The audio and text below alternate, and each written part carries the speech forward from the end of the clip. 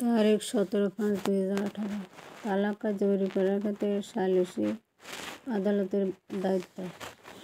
মুসলিম পারিবারিক আইনের বিধান মতে স্বামীর তালাক প্রদানের অবাধ ক্ষমতা রয়েছে, কিন্তু স্ত্রী কর্তৃক তালাকের ক্ষমতা শর্তাধীন।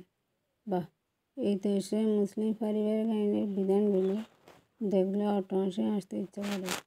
একটি কথায় বারবার মনে আসতেছে, চন্ডির মধ্যে হাসি পায়, কম্বল ছেড়ে বসে। এই দেশে বাংলাদেশের প্রেক্ষাপটে স্ত্রীদের তালাক দেওয়ার কোনো অধিকার নেই। তালাক দেওয়ার পরে পরিবার সমাজে বসবাস করার অধিকার নেই। কাবিননামা 18 দফায় যদি স্বামী তালাকের ক্ষমতা কোনো কারণে স্ত্রীকে দিয়ে, শুধুমাত্র সে ক্ষেত্রে স্ত্রী স্বামীকে তালাক দিতে পারে। অন্যথায় স্ত্রীকে আদালত হতে বিবাহ বিচ্ছেদের ডিক্রি লাভ করতে হবে। বাংলাদেশের প্রেক্ষাপটে মধ্যবিত্ত শ্রেণীর কোনো পরিবারের কোনো নারী যদি জোরপূর্বক বিবাহ বিচ্ছেদের শিকার হয়, তাহলে তার যদি সমসাময়িক কোনো ভাই বোন থাকে, তাহলে তার বিবাহ দিতে বা করাতে অনেক কষ্ট হয়ে যায়। বিভিন্ন রকম ভাঙানিপাটি সমালোচনার সম্মুখীন ধরুন, জোরপূর্বক বিবাহ বিচ্ছেদের শিকার নারীর নাম সালমা আক্তার। সালমার সমসাময়িক বোন হচ্ছে শারমিন আক্তার। Sharmin Akhtar intermediate pass. বিভিন্ন জায়গা থেকে বিবাহের প্রস্তাব আসতেছে।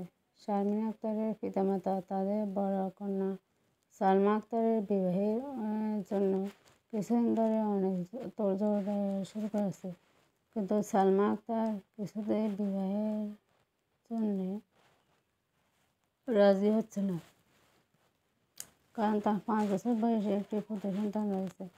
সে স্বামী সংসারে সুখে মুহ্যমান হয়ে আছে। বিবাহের জন্য এই মুহূর্তে তার কোনো মন মানসিকতা নেই।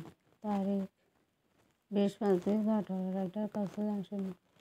তার মা বাবা অনেক চেষ্টা তদবির করার পরও যখন সালমা আক্তার বিবাহে রাজি হচ্ছে না, তখন তারা তাদের কন্যা শারমিন আক্তারকে বিবাহ দিতে চাইলেন। কিন্তু শারমিন আক্তার যখন থেকে বিবাহের প্রস্তাব আসা আরম্ভ হয়, তখন থেকে একটা ভয়াবহ সমস্যা দেখা দিল। শারমিন আক্তারের জন্য কোনো ভালো বর বা ভালো পরিবার পাওয়া যাচ্ছে না। বিবাহের সম্বন্ধ কিছুদূর অগ্রসর হওয়ার পর যখন শুনি এই ঘরে পাতি বড় জোর পূর্বক বিবাহ বিচ্ছেদের শিকার এক নারী আছে। স্বামীর বাড়িতে ফেরত এসেছে, তার স্বামীর সাথে বিবাহ বিচ্ছেদ ঘটেছে, বড় বোনের সংসার ভেঙেছে। এই সমস্ত কথা শোনার পর থেকে বরপক্ষ আর অগ্রসর হতে চায় না।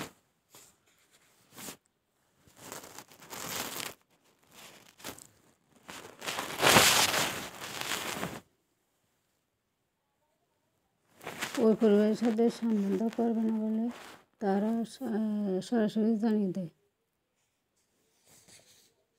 তারিখ 22/5/2018। রাইটার কাউসার জাংশন। এই কারণে সে পরে তারা বলে যে পাতি বর্মন বিবাহ বিচ্ছেদের শিকার যে নারী স্বামীর বাড়িতে ফেরত চলে আসে, তার সম্পর্কে তার স্বভাব চরিত্র আচরণ সম্বন্ধেও আগে যা বুঝে গেছে। স্বামীর বাড়িতে স্ত্রীর মতো চলে আসা, এটা হচ্ছে কোনো এক নারীর জন্য চরম ব্যর্থতা। বাংলাদেশের প্রেক্ষাপটে জোরপূর্বক বিবাহ বিচ্ছেদের শিকার নারীর স্বভাব চরিত্র ভালো কি মন্দ, এটা আর কেউ যাচাই করতে আসে না। বাংলাদেশের প্রেক্ষাপটে কোনো এক বিবাহিত নারীর স্বামীর বাড়িতে পড়ে থাকা, স্বামী কিংবা শ্বশুর শাশুড়ি শারীরিক বা মানসিক অত্যাচার থাকা সত্ত্বেও স্বামীর ভিটার মাটি আঁকড়ে পড়ে থাকা, নিচের দিকে তাকিয়ে থেকে মাথা নত করে বাধ্য অনুগত থাকা, এটাই একজন নারীর সবচেয়ে বড় যোগ্যতা বলে বিবেচিত হয়। বরপক্ষ বিবাহের প্রতি অগ্রসর না হওয়ার পিছনের কারণ হিসেবে বলে, যার বড় বোন এত খারাপ, তার ছোট বোন আর কীরকম ভালো হতে পারে।